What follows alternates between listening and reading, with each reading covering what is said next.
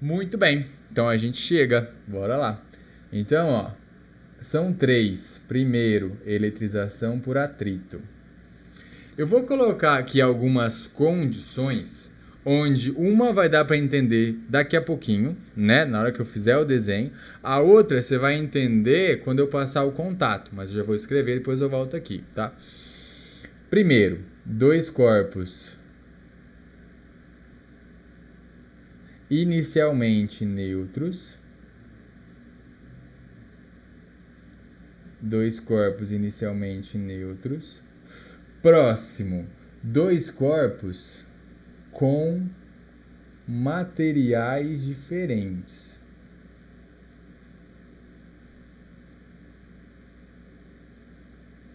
Assim, né? Sendo de material diferente, você já vai ter o atrito. Mas para você ter ali um atrito legal, geralmente você tem um bem mais isolante e um pouco mais condutor, para que você consiga reter mais carga, tá? Mas não é necessário que seja dessa forma. Tem que ser material diferente, essas são as condições. Mas para ter ali uma utilização mais visível, mais legal, aí você usa geralmente um mais isolante, bem mais isolante, e um outro um pouco mais condutor, atendendo a condição, né? Um material diferente do outro. Mas enfim, bora lá, ó. Eu vou pegar aqui o exemplo mais comum de todos, que é você pega um bastão feito de vidro, e você pega também uma lã, um pedaço de pano aqui. Beleza, ó. De início, os dois estavam inicialmente neutros. Toma cuidado com isso também, tá? Porque assim, ó, se eu falo que eles estão neutros, é porque eles têm próton, eles têm elétron, eles têm ligações, né? Eles existem, ele tem massa. Lembra que a massa vem das partículas que fazem esse corpo. Só que eles estão na mesma quantidade. Esse desenho ficou feio, né? Ficou parecendo que tá mostrando o dedo aqui, ó. Não é o dedo não, tá? É só um paninho mesmo. Agora tá... Não, vou melhorar esse desenho aqui. Não tá mostrando o dedo, não. Ainda não é a regrinha da mão esquerda. Na linha da regra da mão esquerda vai ter eu mostrando o dedo, mas aí não é por querer, tá? É didaticamente falando. Já aconteceu isso comigo. Eu tá na sala, né, ensinando a regra da mão esquerda e chega o coordenador e eu mostrando o dedo pra galera assim, mas como é que tá acontecendo? Calma. Enfim, o que eu quero mostrar pra vocês aqui também é o seguinte. Agora, vou colocar uma situação legal. Eu não sei o que vai acontecer, quem vai ficar mais, quem vai ficar menos. Você também não precisa saber, porque existe uma tabelinha que mostra isso. Tem até um exercício na lista, que é um exercício da UFSC, que é um somatório, que ele traz no enunciado essa tabela, tá? De qual que é a tendência em ficar mais positivo ou ficar mais negativo. Essa tabelinha eu já vou colocar aqui do lado, ó. Essa tabelinha, ela se chama série triboelétrica.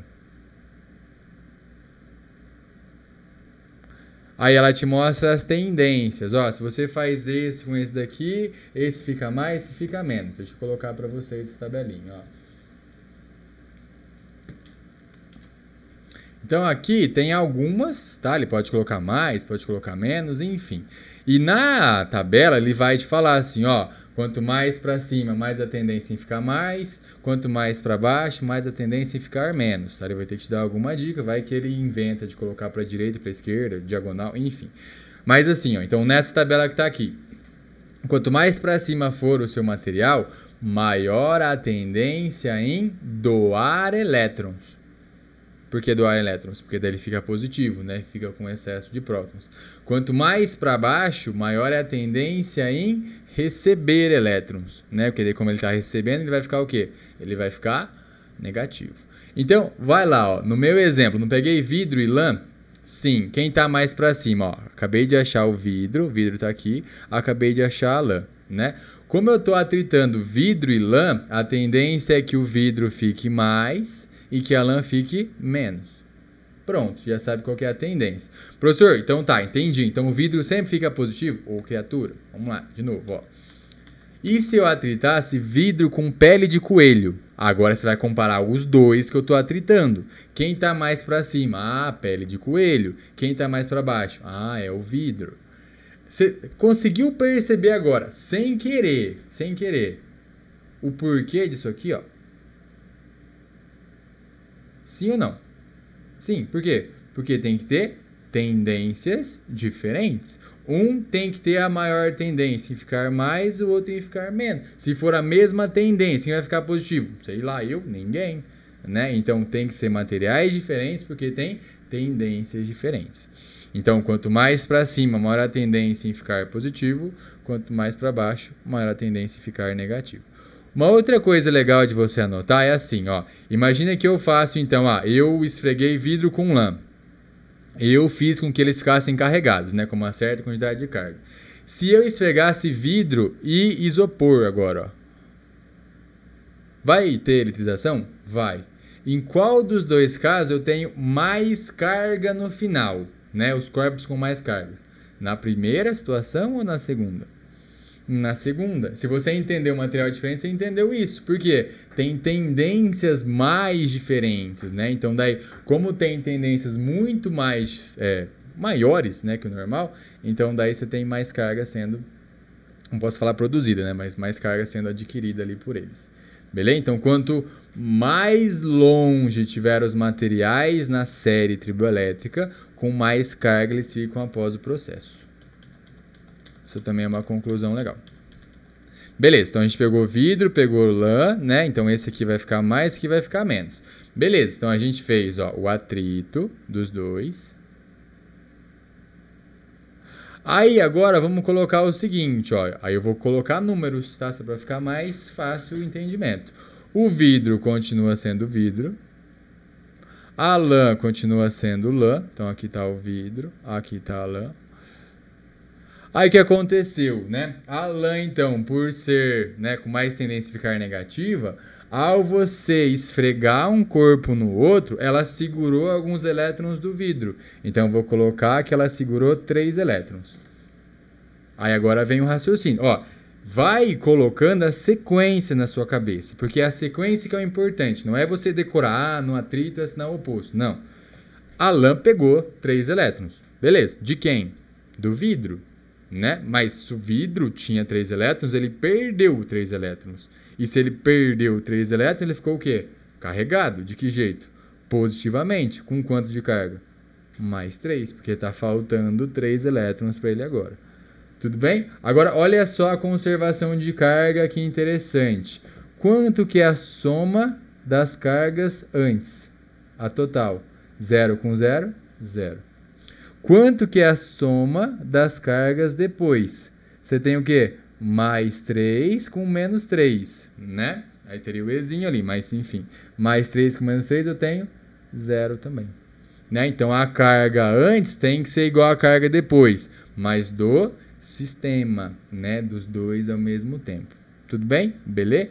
Agora olha só, de maneira geral, a soma das cargas antes é igual à soma das cargas depois. Isso aqui a gente faz para todos. Antes eu tenho 0. Depois, eu vou chamar esse cara aqui de A, que está aqui em cima, e esse cara aqui de B, tá? Só para eu ter uma equação pronta.